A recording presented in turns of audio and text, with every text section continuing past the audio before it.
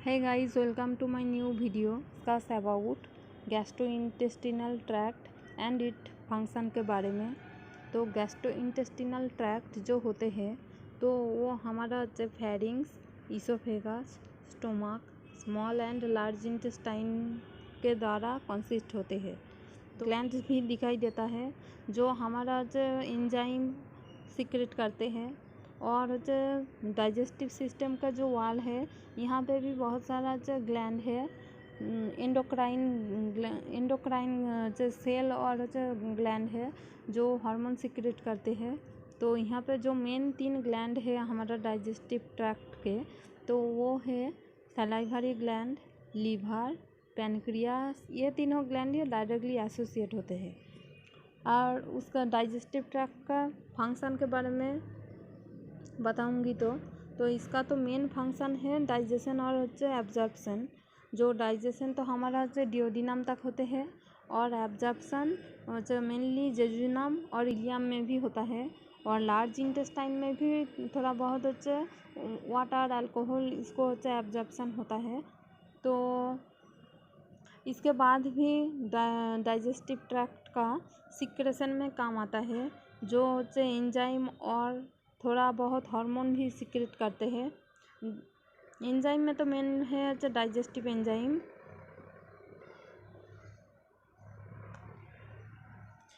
Digestive tract का कुछ protective function भी है।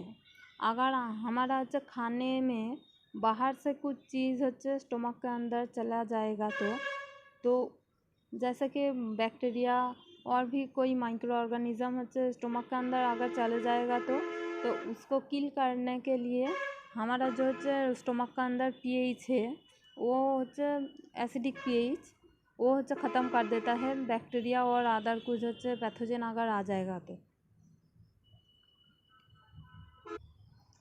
तो हमारा इंटेस्टाइन में माइक्रोफोल्ड नाम का एक सेल है जिसको हम इम सेल भी कहते हैं। तो उसको भी थोड़ा बहुत इम्यूनिटी में काम करते हैं। इसके बाद हमारा डाइजेस्टिव ट्रैक्ट में पूरा लेयर में मस्कुलर लेयर रहते हैं जो रिदमिकली कॉन्ट्रैक्शन और रिलैक्सन करते हैं। तो इसके द्वारा हमारा जो खाना वो एंजाइम से मिक्सर होने में हेल्प करते हैं, और खाने का जो मूवमेंट होते हैं हमारा डाइजेस्टिव ट्रैक्ट में जो मस्कुलर लेयर होते हैं तो वो हमारा 2 काम में आते हैं। एक तो हमारा खाने को एंजाइम के साथ मिक्सर करने में हेल्प करते हैं, और उसका जो कंट्रक्शन होते हैं वो हमारा खाने को आगे बढ़ने में हेल्प करते हैं। मतलब खाना का जो मूवमेंट होता है डाइजेस्टिव ट्रैक्ट में, इनमें हेल्प करते हैं। इसके बाद आती हूँ हमारा डाइजेस्टिव ट्रैक्ट का जो क्रॉस सेक्शन करने के बाद उसको जो लेयर दिखाई देता है उसको बारे में डिस्कस। गैस्ट्रो इंटेस्टिनल ट्रैक्ट को क्रॉस सेक्शन करने के बाद 4 लेयर दिखाई देता है। तो इन 4 लेयर में आते हैं inside to outside, mucous membrane, submucosa membrane, muscularis layer, और सबसे बाद आते हैं सेरोसल लेयर। तो सबसे पहले आते हैं म्यूकस मेम्ब्रेन। तो म्यूकस मेम्ब्रेन में भी 3 लेयर दिखाई देता है, जैसे कि एपिथेलियल लेयर, लैमिना प्रोप्रिया और मस्कुलर म्यूकोसा। इसके बाद आते हैं हमारा सब म्यूकोसल लेयर, जो कि म्यूकोसल मेम्ब्रेन और मस्कुलर लेयर के बीच में होते हैं।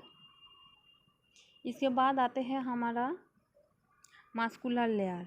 मस्कुलर लेयर में भी 2 लेयर दिखाई देता है, आउटर लॉन्गिट्यूडिनल और इनर सर्कुलर लेयर। सबके बाहर में आते हैं हमारा सेरोसल लेयर।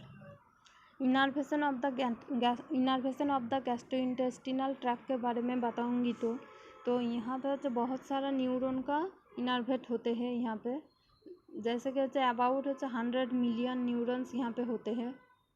तो इन न्यूरॉन हमारा 2 लेयर में होते हैं, एक जो हमारा इनर और आउटर मस्कुलर लेयर के अंदर होते हैं जिसको कहते हैं माइंट्रिक प्लेक्सास और ऑरोबैक प्लेक्सास। तो ये लेयर हमारा कॉन्ट्रैक्शन, मसल का जो कॉन्ट्रैक्शन होते हैं उसको सिग्नल पहुंचाता है। और उसके बाद में आते हैं हमारा मेजनर प्लेक्सास, सबम्यूकोसा लेयर में होते हैं मेजनर प्लेक्सास।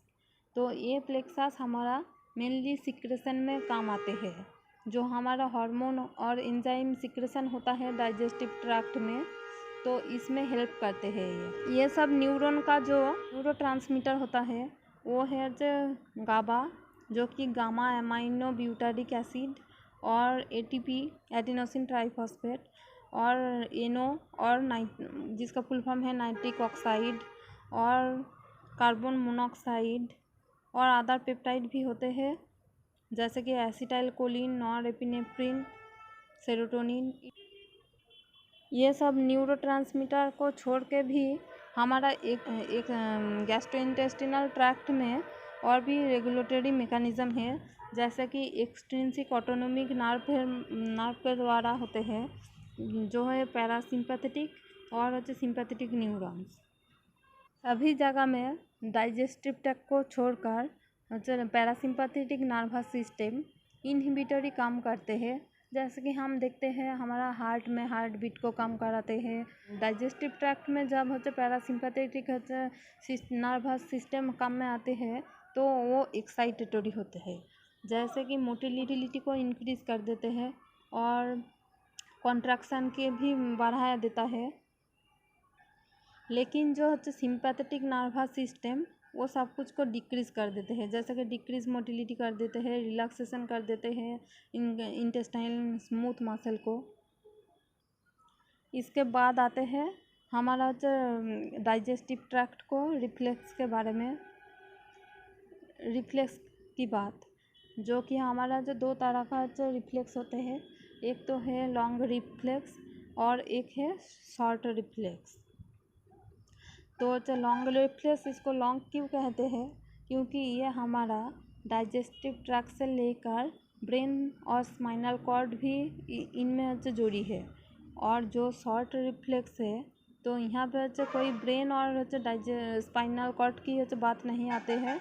जो यहाँ का जो afferent centre and efferent nerve होते हैं वो सब के सब गैस्ट्रोइंटेस्टिनल ट्रैक्ट में ही होते हैं, तो इसलिए इसको शॉर्ट रिफ्लेक्स कहा जाता है।